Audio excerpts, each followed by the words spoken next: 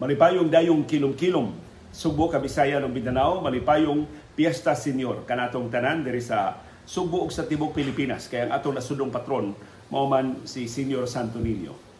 Uban ni Dr. Iris ug ni CB diri sa Bukirang Barangay sa Kasili sa Konsolasyon, kini si Leo Lastimosa magpasalamat nga sa makausap pa bisan ining kahulugan sa Fiesta Senior inyo ming gipadayon sa tagsa-tagsa ka mga Pinoy-anan ug nigahin mo og bisan daklit lang nga panahon pagpaminaw ining atong sugilanon nga karuha po na naguluhan sinugdanan sa sinug.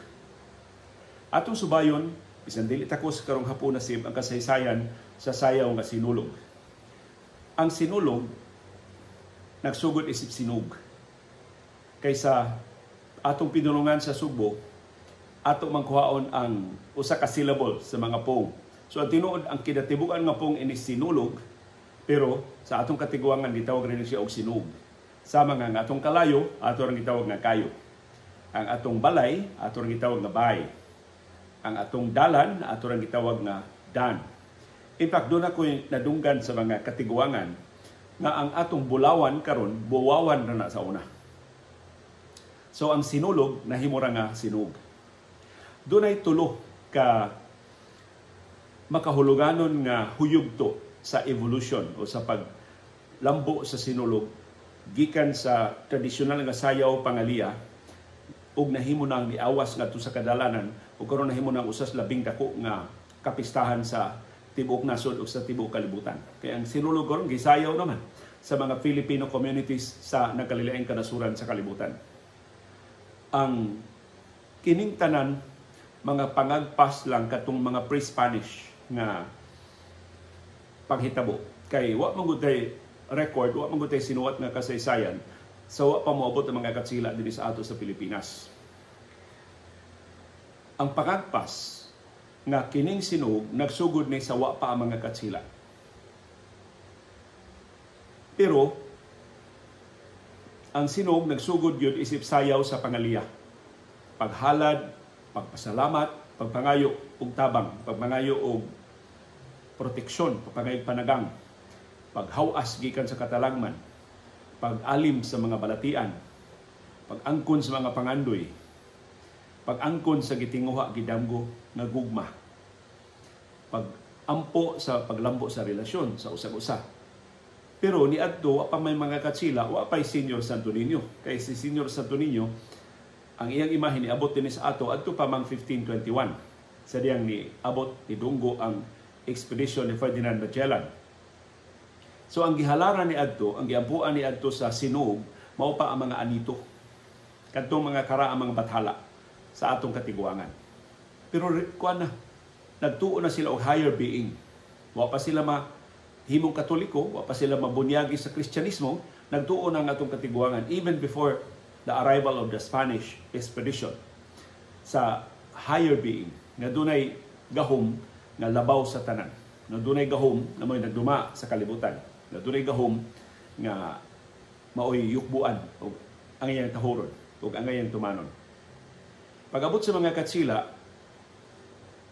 nga ang expedition ni Ferdinand Magellan na sigon sa kasaysayan nagda sa imahen ni Senior Santo Niño ilang gigasa nga to ni Hara Juana o ni Hara Humamay, ang practice sa sinug nagpadayon. So sama sa ubang mga naandan sa atong mga katiguangan nga gisagop sa simbahang Katoliko, most possibly tungod sa kalig-on sa pagsinuog, tungod sa kapopular sa pagsinuog, pagpangaliya para sa grasya, sa tabang sa labaw magkagagahom, gisagop sa mga na-convert na, nabunyagan na mga Kristiyano, katong labing unang mga Subuanon na nahimong mga Katoliko, nabunyagan sa simbahang Katoliko, giwaling na nila ang ilang pagsinuog, imbis ngadto sila mga anito o mga bathala, ngadto na ni Senior Santo Niño. O gisamot ang ilang pagtuo ni Senior Santo Niño, tungod ining sugilanon sa karaang mga Subuanon, katong gisulti, gisuwat ni Max Limpang sa iyang artikulo, nga ang original gyud nga lyric sa Gosos, kanang batubalani sa gugma na hangtod karon gikanta pa sa mga parokya sa Bulhoon, sa Uslob, sa Argao, sa Dalagete o sa uban nga mga lugar sa habagatang Subo, naghisgot og mga milagro ni Senyor Santo Niño o mga rituals pagpangayo sa tabang ni Senyor Santo Niño. For example, sa mga higayon kuno nga maghuwaw, way uwan, si Senyor Santo Niño ang iyang imahen ituslob nila sa dagat, pasawmo nila sa dagat, unya manaliya sila og uwan. Og kasagaran kuno hatagan sila og uwan ni Senyor Santo Niño. So dunay lyrics diha sa Gosos nga naghulagway sa katalagman nga giluwas ang mga subuanon gikas mga katalagman ni Senyor Santo Niño. So mao na ikaduha nga yugto sa evolution ni Senyor Santo Niño gikan sa sinog para sa mga anito o mga batala before the Spaniards, nahimo ng sinog para ni Senyor Santo Niño sa panahon sa mga Katsila. And of course, ang ikatulo nga yugto nga mao nakapopularize gyud pag-ayo sa sinulog mao na akadtong nahitabo sa 1981. Naghihimo na siya nga Sinulog Festival o Sinulog Grand Parade. Gipasyugdahan sa anhing mayor sa Dakbayan sa Subo si Dodong Sulon, pero ang utok kid ini si Boy Odilao, ang kanhi Customs Commissioner, kanhi National Manpower and Youth Council Regional Director. Ug kung imong subayon ang sulti ni Collector Odilao, ni Boy Odilao, ang ilang amahan sa Sinulog, ang iyag yung unang nahuna-hunaan, mao pagpalapad sa kadaugan sa Mactan.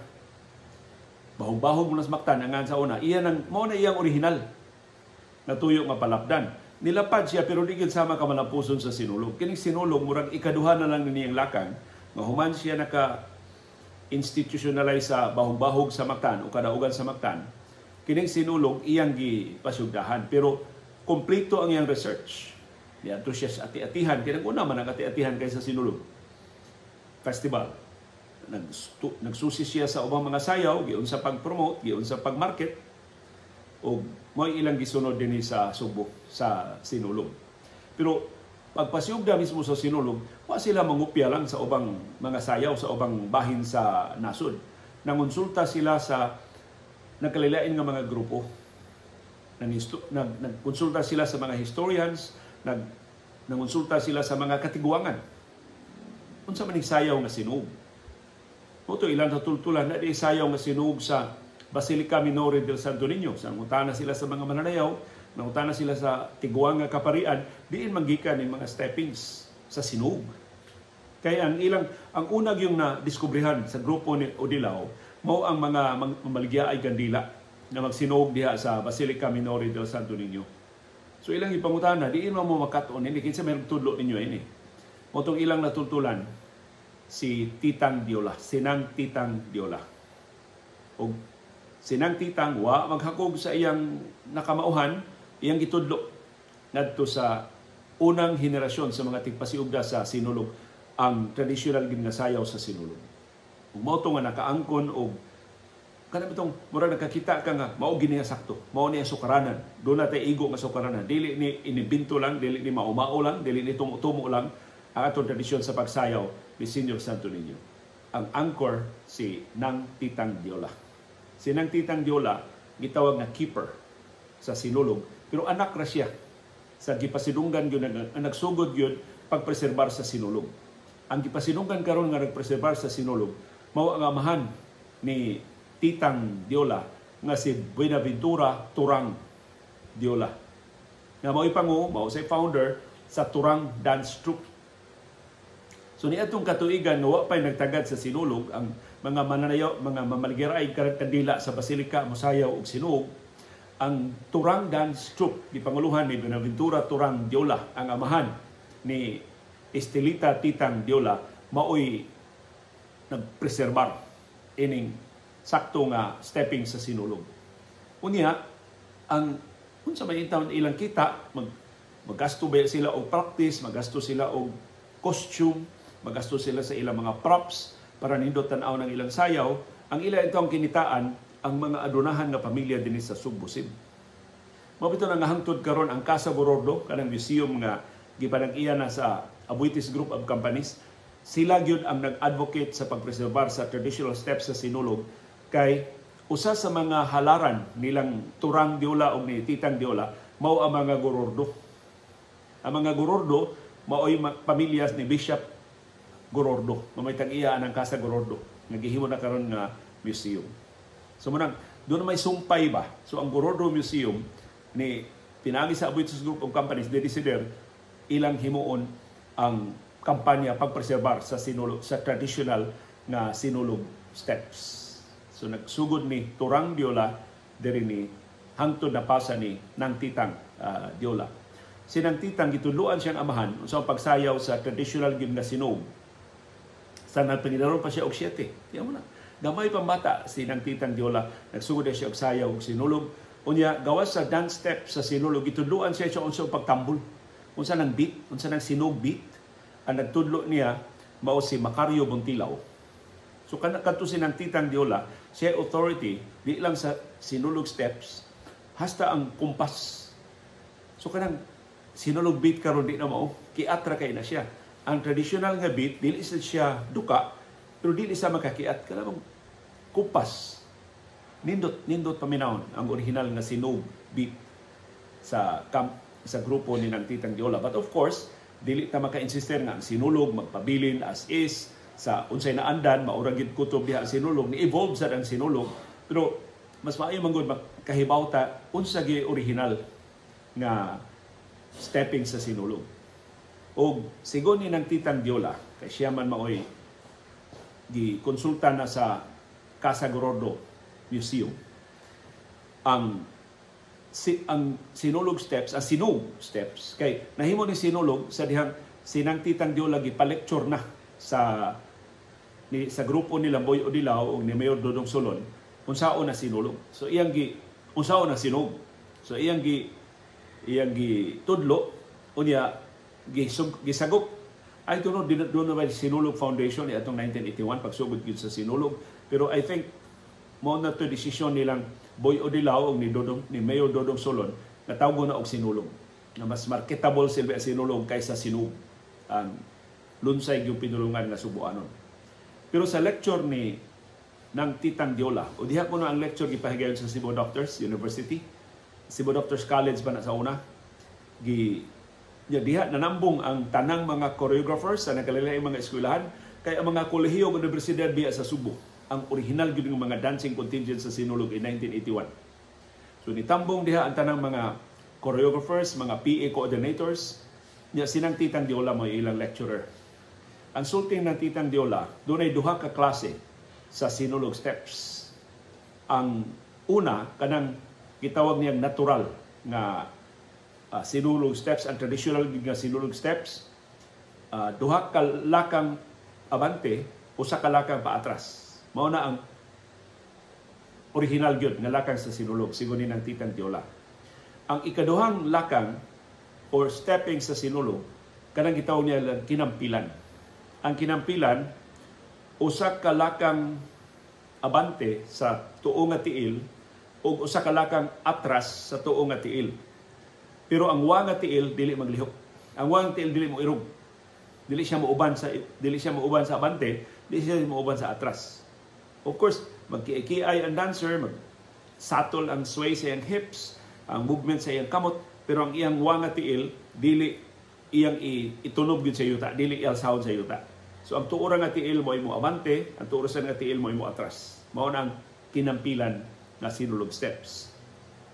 Ug dunay katigwangan si Iris for example, iyang mahinungduman ang iyang mga ginikanan kay atol sa piyesta senior magsinulog magid sila sa ilang bahay. Nya atubangan sa altar na naa si senior sa Tuninyo.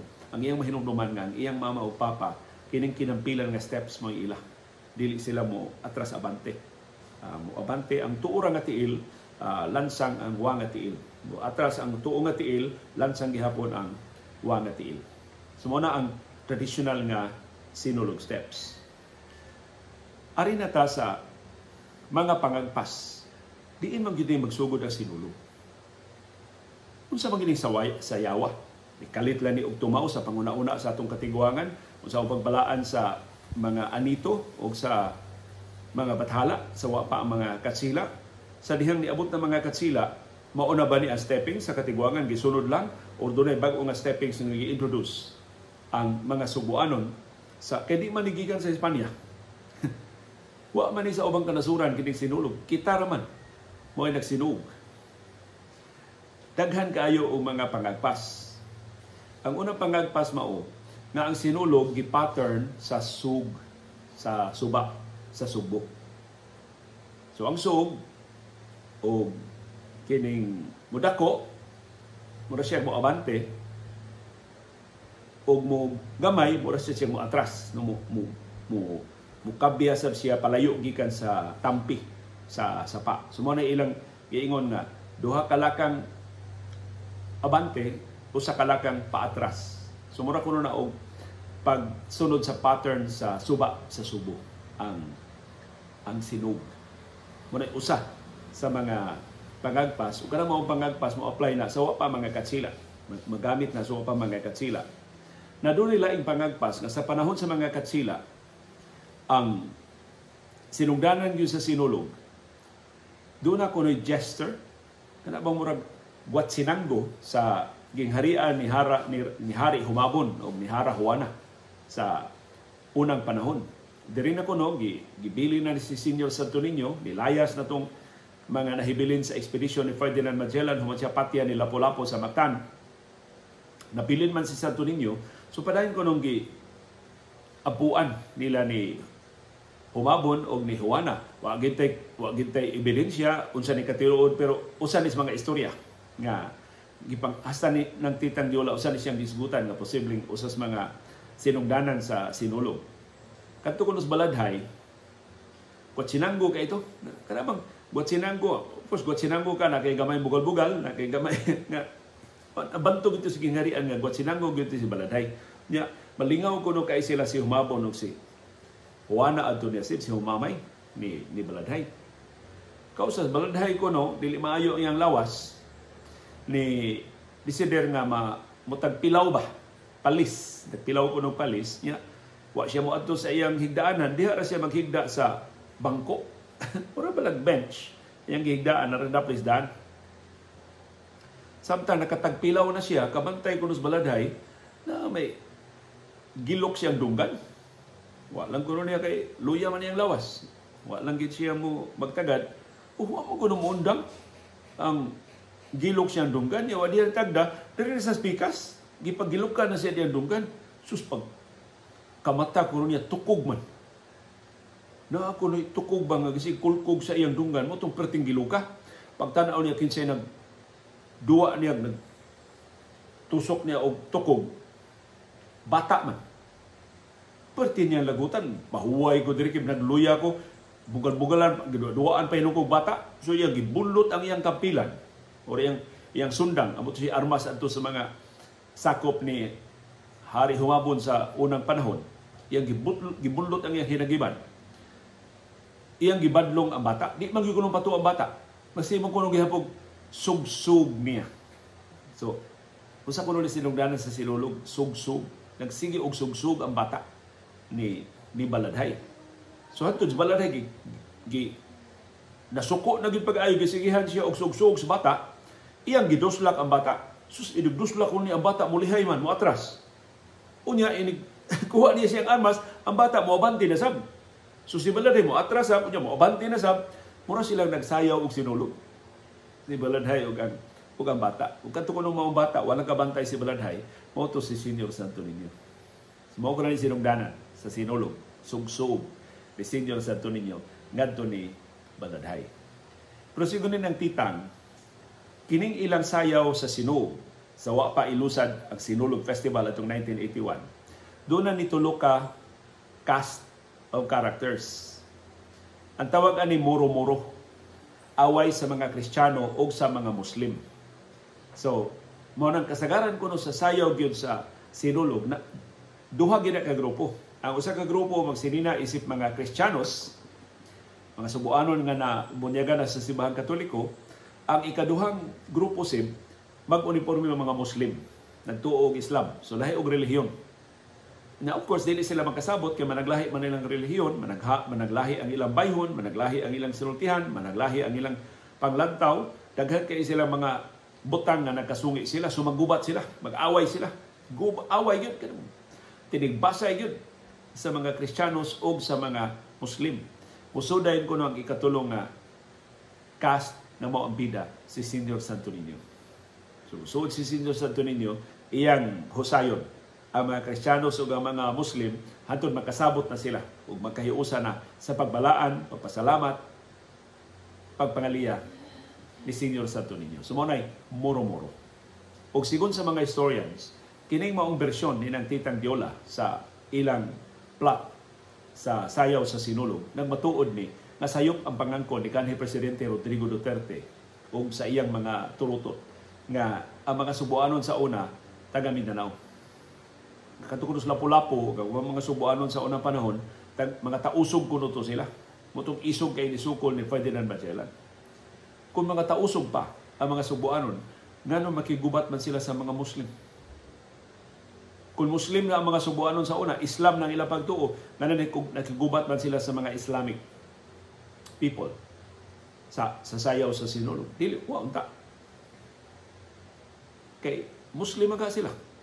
So, pag matuod na doon nag-iilang kaugalingong relihiyon ang mga dili sila Islam. Dili sila mga Muslim. Ang atong katiguangan ng Subuanon sa dihang niabot si Senior Santo Niño, ang imahe ni Senior Santo Niño dinhi sa atong kababayunan na nidugo sa atong patalan sa Dakbayan sa Subo. Sinang Titang Diola ni taliwan na sa laing kalibutan, pero iyan na preserbar naman ang mga dance steps.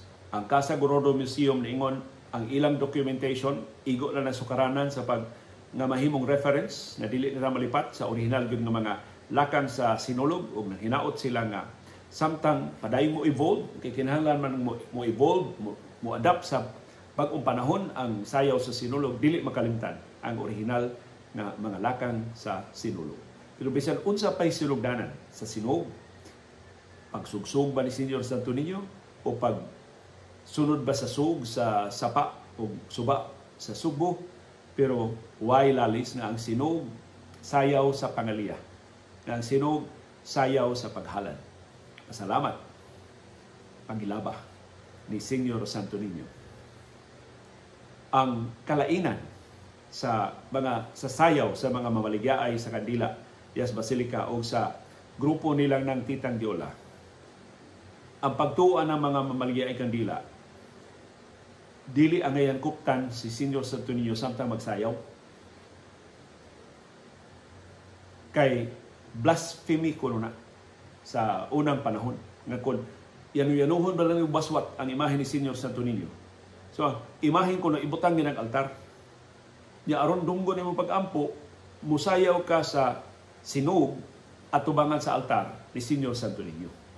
Mao ko na angay nga buhaton, dili nga bitbiton murag iuran-uran ang imahe ni Senior Santo Niño. Munang kasagaras mga dancing contingents, usa ra gyud magdaan ni Senior Santo Niño kana ra yung labing maayong mananayaw. Murag mao ipangu sa contingent, mao ra gyud magdaa sa imahe ni Senior Santo Niño. Kana pag illustrate sa importansya sa og pagtahod ni Senior Santo Niño.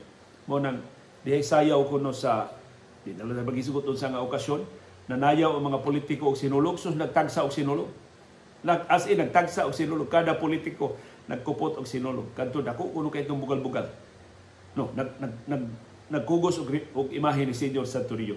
Matod sa mga kamao, dako kay itong bugal-bugal sa imahe ni Senior Santo Niño nga murag uran-uran nga nagtagsa gyud ang mga politiko og imahe ni Senior Santo Niño sa ilang mga sayaw nya. Kana bang kuwang na lang jud ilamba-lamba ba ang sayaw kay ang starin sila dili ang imahe ni Senior Santo Niño.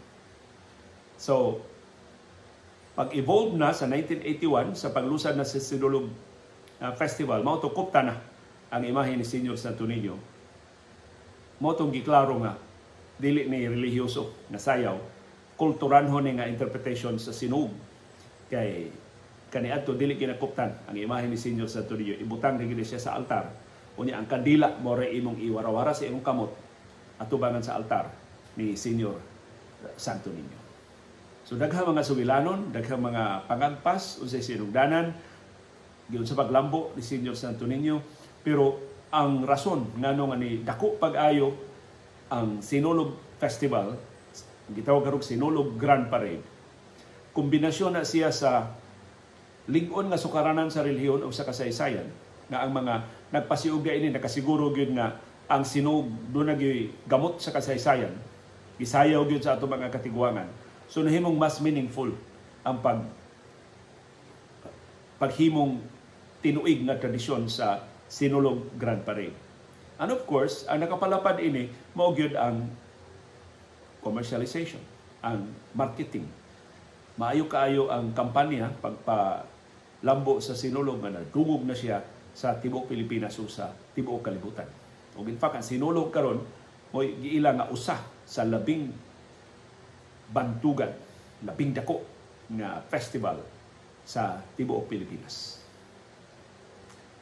So kombinasyon sa religiosity sa mga Subuanon, sa atong sense of history, sa atong pagsubay unsay sinugdanan sa Sinuog, unya atong gisuwayan gyud sa pagsunod ang tradisyon o ang tradisyonal nga mga lakang sa Sinulog, and of course ang pagmarket. Kaya di man mulambo gud ang usa ka festival kung way kwarta, kung way funding, kung way suporta gikan sa corporate world.